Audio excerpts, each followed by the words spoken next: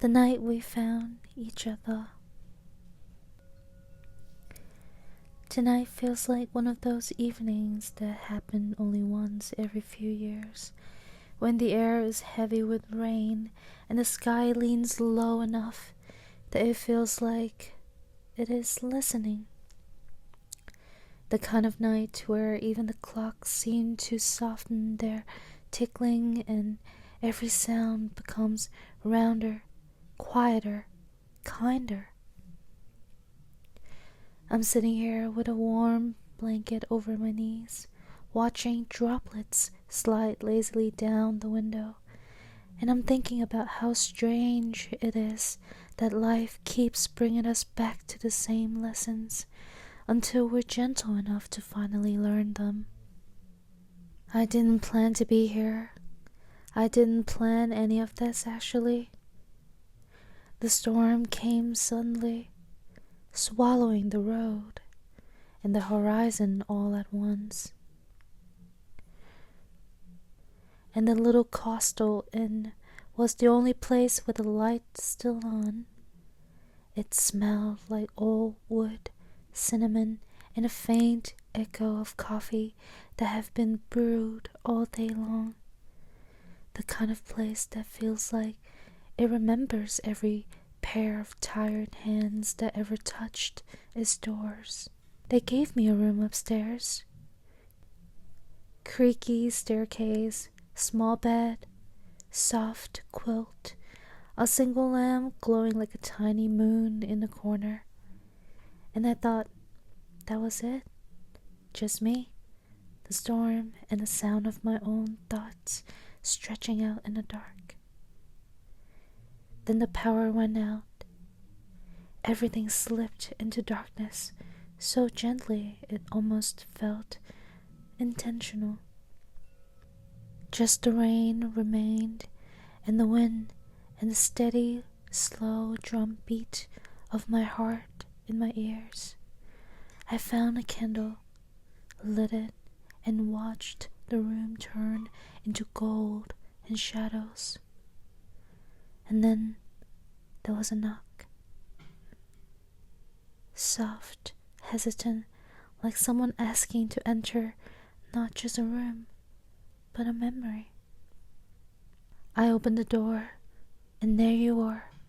Or maybe I should say, the version of you that time has carved carefully around the edges, the same eyes, still holding whole oceans of things unsaid, the same mouth that always looked like it was on the verge of either laughing or apologizing. You changed, yes, but in the way a familiar song changes when you hear it years later. Deeper now, slower in some parts, and suddenly meaningful in places you never noticed before. We both froze. There's always that moment, the almost laugh, the almost cry, the almost say everything and nothing at once. We stood there inside it, letting the silence press gently against us. You smelled like rain and something warm, like the inside of winter coast and lost summers. The candlelight flickered between us, making it look as though the room itself was breathing. They said we should share the room. You said at last, voice quiet, almost careful. The storm flooded the other side of the inn. Of course it did. Of course life would do this. Take two people who once walked slowly away from each other without ever turning back and place them in the small room on the same heavy night, while the world outside disappeared behind water and sky. I stepped aside, you came in. We didn't touch, not yet, but every inch of air between us felt aware of both of our hands. You put your back down and sat on the edge of the bed, and I sat on the floor with my back against the wall, wrapped in a blanket like armor made of softness. Neither of us spoke for a moment, not because there was nothing to say, but because there was so much. And then, finally, the words found their way out of us, slowly, gently, as if afraid of waking up some sleeping animals inside our chest. I didn't think I'll ever see you again, you whisper. I smiled, not with my mouth first, but with my bones. Me neither. We didn't jump into the past. We didn't rush into confessions. We stayed there, in this room, in this rain, in this fragile, quiet presence. I watched the candlelight move across your face, and I thought about how sometimes the universe doesn't send a closure as a door slamming shut, but as a soft chair, a warm drink, and a chance to sit and finally tell the truth without shaking. You look tired in the way only someone who has kept going for a very long time without resting can look. Not broken, just worn gently at the edges. There was a softness in that, an honesty that I hadn't seen before. A part of me wanted to reach out, to brush a strand of damp hair away from your forehead, to say, you don't always have to be the strong one. But instead I wrapped the blanket tighter and let the moment breathe. Do you ever think, you said slowly, that if timing had been kinder, we might have learned how to stay? I closed my eyes for a moment. The rain answered before I could. Sometimes love doesn't fail.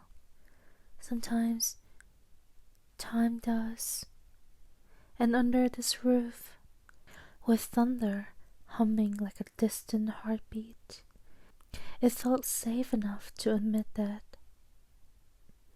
We started to talk, then not in a rush, not in tidy explanations, but in small pieces, like picking up seashells one by one.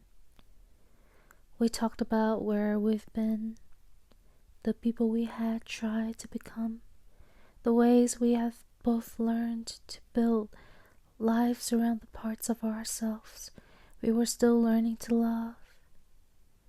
There was warmth, there was laughter sipping in shyly between sentences. There was a little spark of playful mischief, the way there was always used to be. And beneath all of it, there was something else too.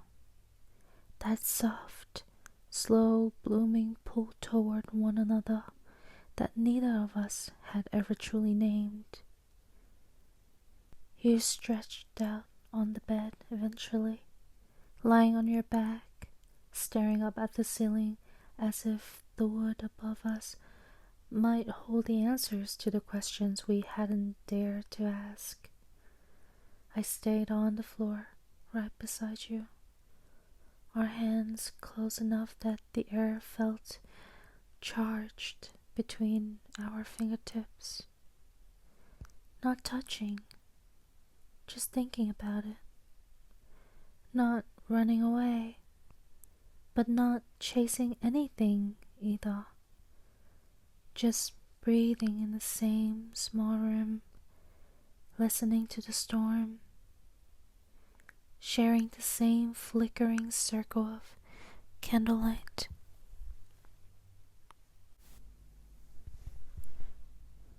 And in that gentle, humming quiet, I realized something. This wasn't just a reunion. It was a night where we would finally learn how to speak without hurting ourselves. He didn't answer her right away. Silence stretched between them like a fragile thread, glowing softly in the dim light of the room. Outside, the night pressed against the window, velvet dark, like it, too, was listening. She could hear his breathing, steady, then uneven, then steady again, as if he was trying to find the right rhythm for the right truth. She almost spoke first, almost filled the quiet the way she always did, but something in his eyes stopped her. There was a storm there, and also a boy, the one who had once wanted to be brave and gentle and loved without conditions. Finally, he said quietly, "I was afraid of you." She blinked. "Of me?" He nodded. "Of how much I wanted to stay," he added, voice soft, confession slipping between them like warm water. "Of how easy it was to feel safe with you.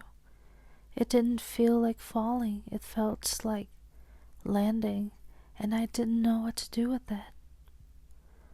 Her heart tightened, not with pain this time, but with recognition. She had felt it too. That terrifying softness.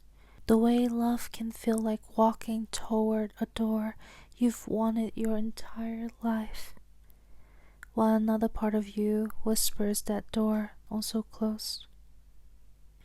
"So you ran," she said gently. He didn't defend himself. He didn't build walls. He didn't say she was wrong. He just whispered, "Yes." The world trembled in the air, honest and small, and she felt years of unanswered question loosen inside her chest, not fixed, not erased, but named. And naming has its own kind of healing. She moved closer without thinking, not to trap him, not to pull him back, just to be near him in his truth he had finally placed between them like a fragile gift. The space became warmer, softer, more real. "You know," she said quietly, "I wasn't asking you to be perfect." He closed his eyes for a moment, as if those words were a balm and a wound at the same time. "I know that now," he replied. "Back then, I thought love meant performing, winning, being enough in every possible way. I didn't understand that you already liked the version of me who forgot what to say, who overthought everything. You got quiet when he felt too much." She smiled, the kind of smile that lives in the eyes. "I didn't fall for the man you were trying to be," she whispered.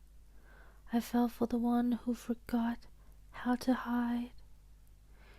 The room felt smaller then, not in a suffocating way, but in a way that happens when two people stop pretending they're far apart. Something softened inside him. A shield he had carried for years without knowing how heavy it was finally slipped from his shoulders. He looked at her like she was something he wasn't sure he was allowed to touch. Not a possession, but a miracle. "Do you think," he asked slowly, "that some people meet before they're ready, just so they learn how to be ready the next time?"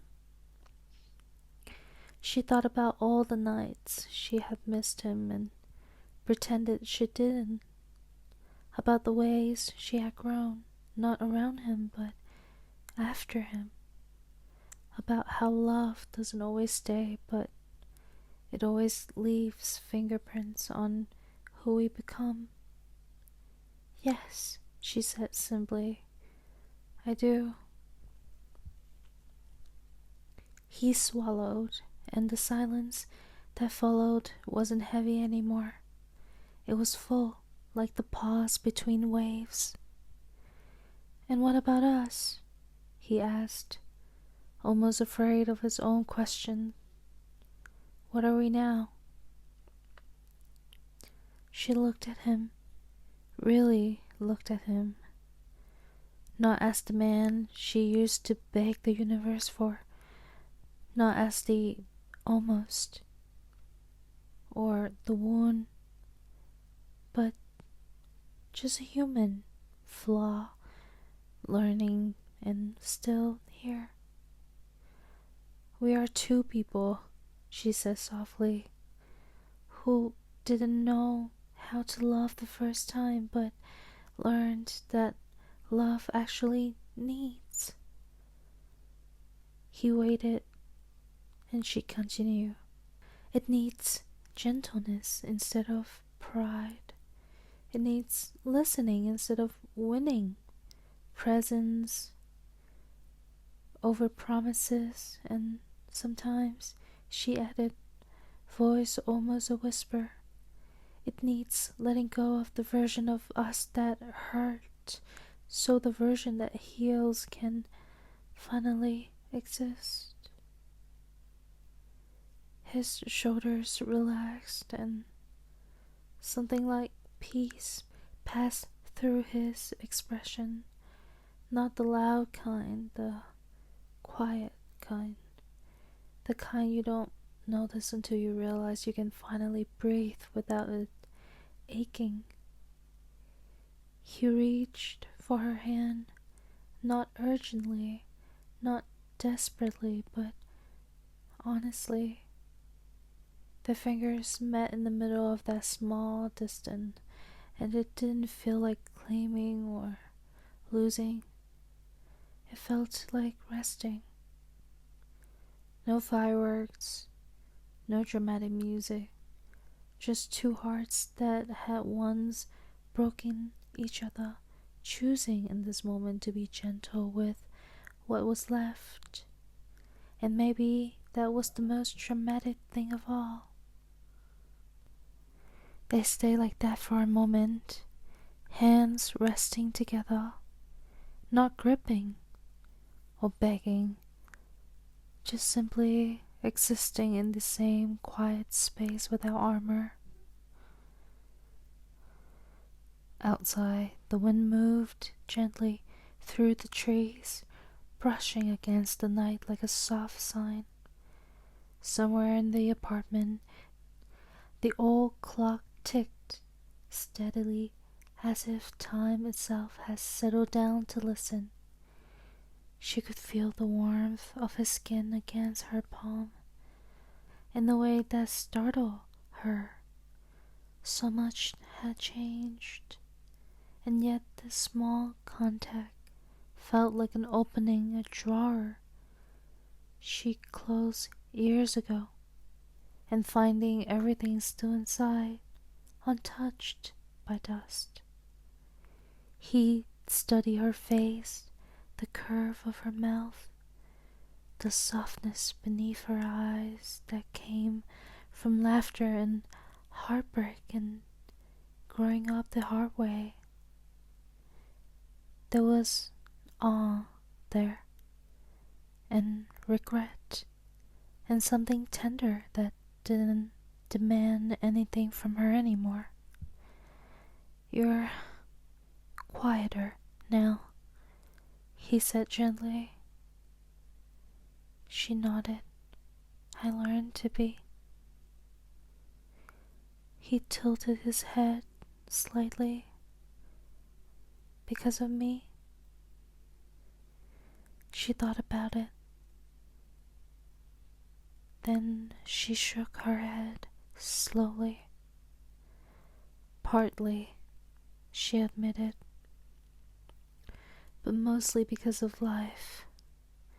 I used to think love meant speaking all the time, explaining myself, filling in every silence because I was afraid someone would leave if I didn't keep them entertained." Her thumb brushed over his knuckles in an absent motion, calming herself as much as him. "I didn't realize," she went on, "that the people who really want to stay don't need you to perform your heart. They just want to sit with you." He looked down at their intertwined hands, as if he were memorizing the way they fit, not to hold her forever, but to recognize this moment for what it was. "I wish," he whispered, "I had understood that back then." She smiled, but it carried no bitterness. "If you had," she said softly, "you wouldn't be the person sitting in front of me right now, and neither would I." There was something freeing in that realization. They were not the same two people who had once collided too fast and broken too easily. They were older now, not just in years, but in soul. They had bled, healed, learned, unlearned. They had gone through seasons that had nothing to do with each other, and yet somehow led them back into the same room. He looked up at her again, eyes glimmering with unshed emotion. "Do you still love me?" he asked. It wasn't a challenge. It wasn't a plea. It was just a naked question, trembling in the air like a leaf that had finally let go of the branch. She took a slow breath. "I love what we were," she said honestly. "I love the version of me who loved you then. The girl who believed, who tried, who learned how deep her heart could go. And I care about you now, deeply. But it's different." He nodded before she even finished, as if he already knew the answer but needed to hear it spoken out loud to accept it. "Different can still be beautiful," he murmured. She smiled faintly. "It is." The light flickered slightly, casting soft shadows across the walls, painting them in warm gold and deep amber. The room felt like a small world, sealed off from everything else, from unfinished stories, unanswered messages, expectation and noise. Just two people breathing the same air, finally telling the truth without hurting each other. He leaned back slightly, studying her again, not with hunger this time, but with appreciation, like someone looking at a piece of music they once couldn't play. Finally understand its complexity. "You're stronger than I remember," he said.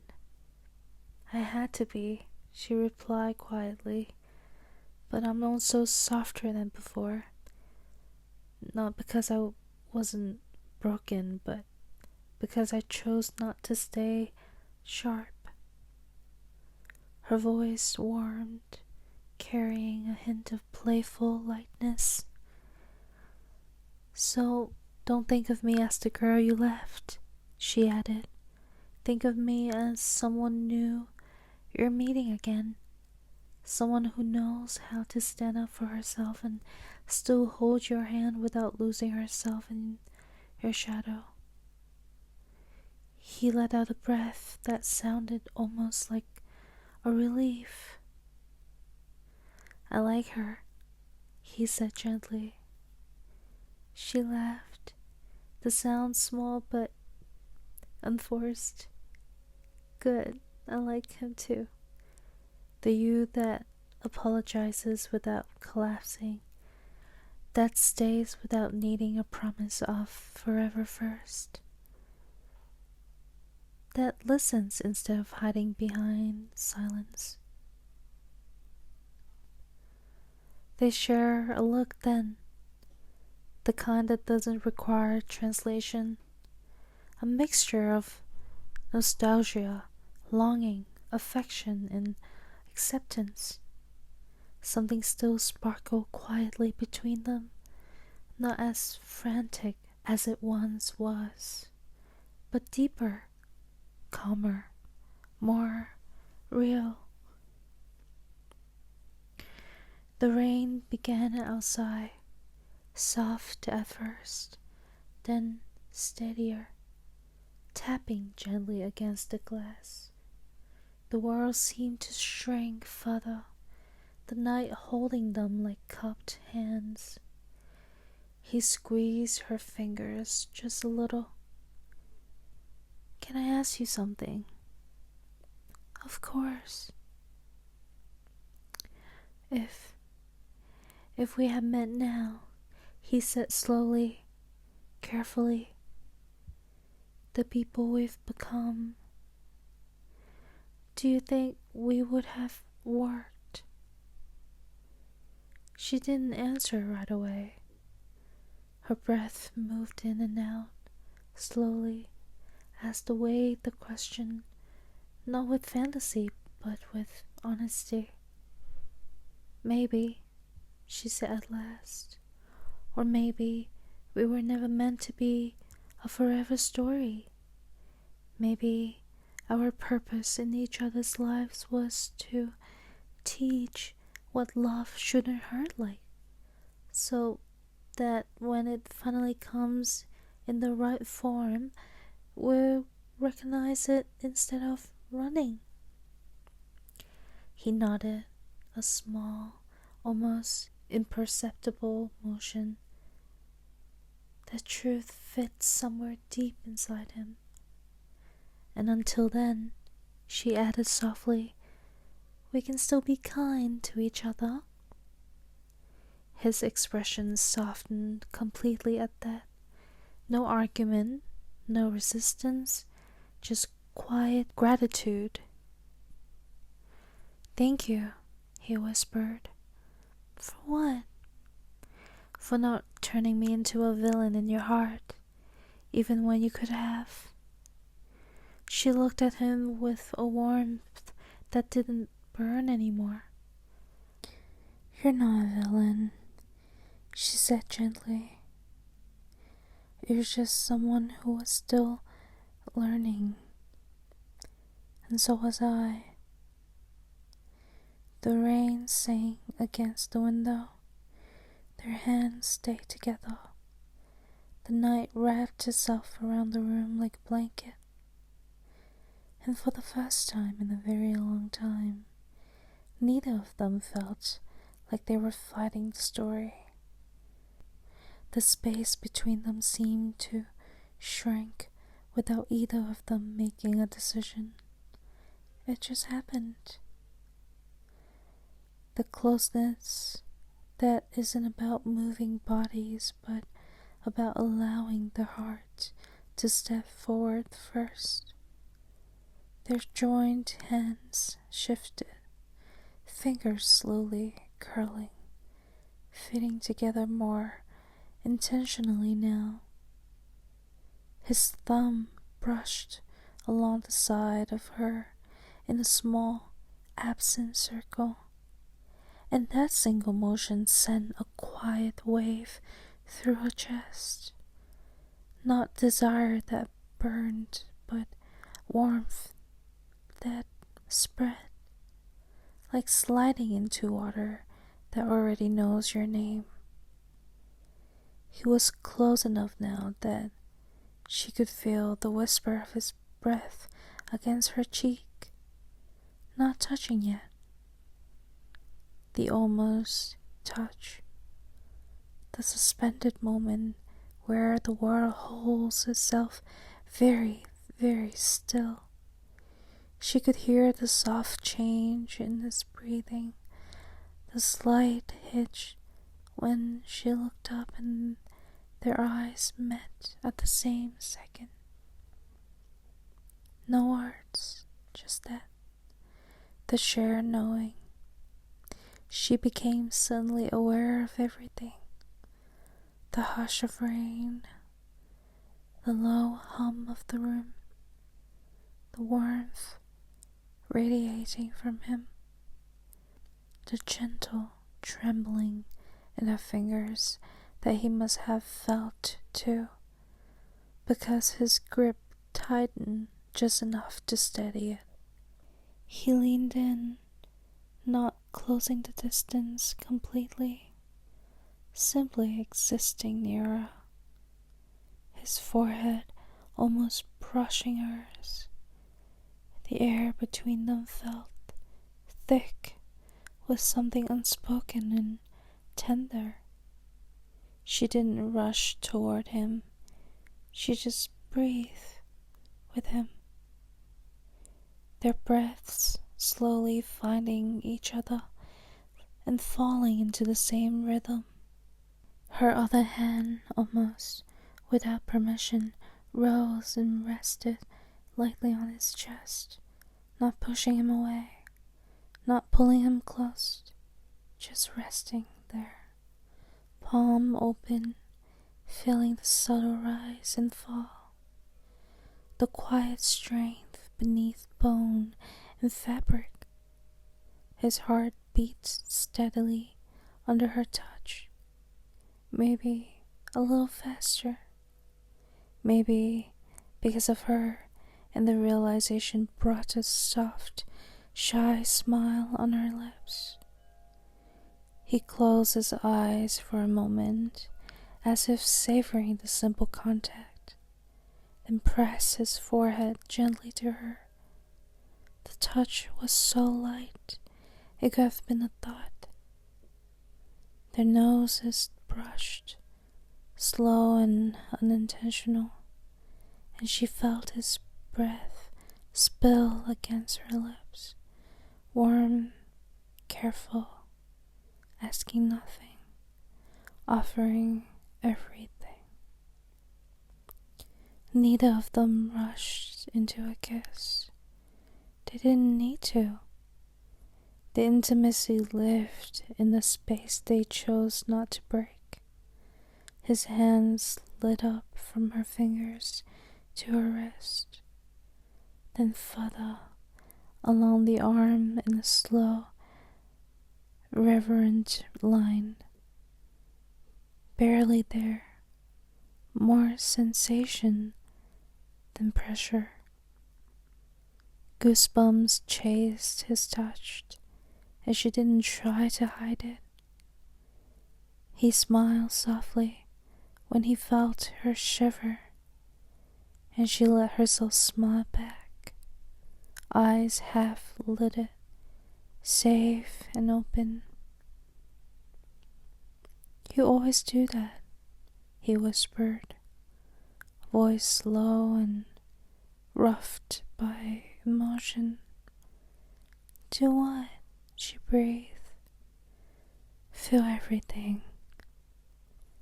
Her answer was just a small exhale, a sound wrapped in warmth.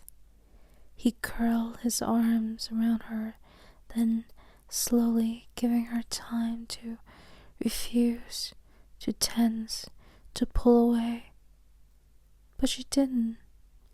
Instead, she let her body lean into him, fitting against him in a way that felt less like returning and more like arriving. His embrace wasn't possessive, it was protective in the softest way, like holding something precious that doesn't need to be caged. She rested her head against his shoulder, her cheek brushing the line of his neck. His scent was familiar and new at the same time. Not the same person as before, but something that still made her feel grounded. He let his cheek rest lightly against her hair, breathing her in without urgency, just existing in the comfort of proximity. His hand traced slow, absent patterns along her back, moving upwards, then down again in a rhythm that eased tension she hadn't realized she was still carrying. Each motion was a confession without words. "I'm here. I'm gentle. I won't rush you." Her fingers curl into the fabric of his shirt, not clutching, just anchoring herself there. The world outside faded. Rain, wind, time. Everything softened at the edges until there was only heartbeat, breath, and warmth. Minutes passed like that, or maybe longer. The kind of time that can't be measured, just because it isn't going anywhere.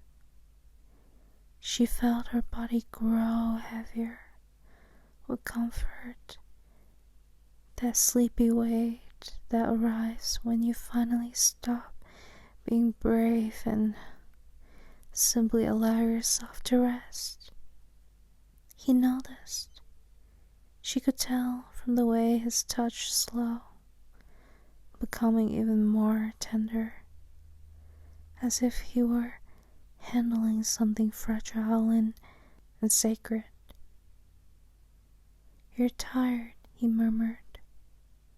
"Mm-hmm," she replied, not lifting her head, her voice steady, her voice already softened by the edge of sleep, but in a nice way, like my bones finally remember how to relax.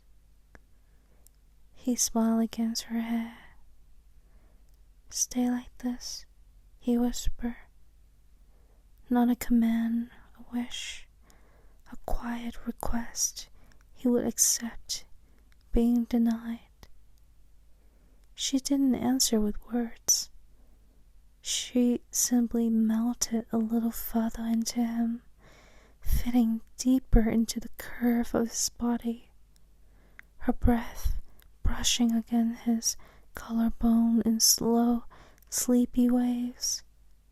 His arms wrapped around her more securely, not trapping her, just keeping the world out.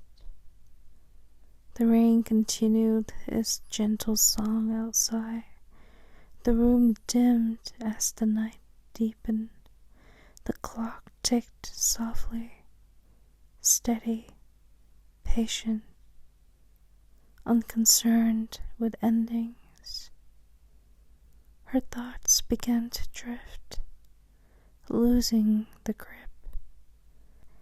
The ache in her chest didn't vanish, but it softened, wrapped in warmth. No longer shocked or lonely, she felt safe enough to let her eyes fully close. Before sleep took her completely, she whispered, barely audible,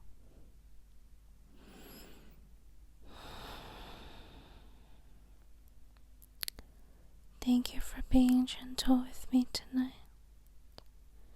His reply was just as soft, always. He pressed a fainted kiss, more brush of warmth than anything else, to the top of her head. What a blessing. Her breathing slowed, deep and even, the rhythm of someone who has finally allowed their heart to rest. He stayed awake a little longer, simply holding her, watching over the moment as if it were something luminous and fleeting. Outside, the night wrapped the world in darkness and quiet comfort. Inside, two people existed in a peace that didn't need promises. It didn't need definitions, just presence. The rain softened, the room stilled, and in that small, tender space, sleep finally came like a soft tide, carrying them gently toward morning.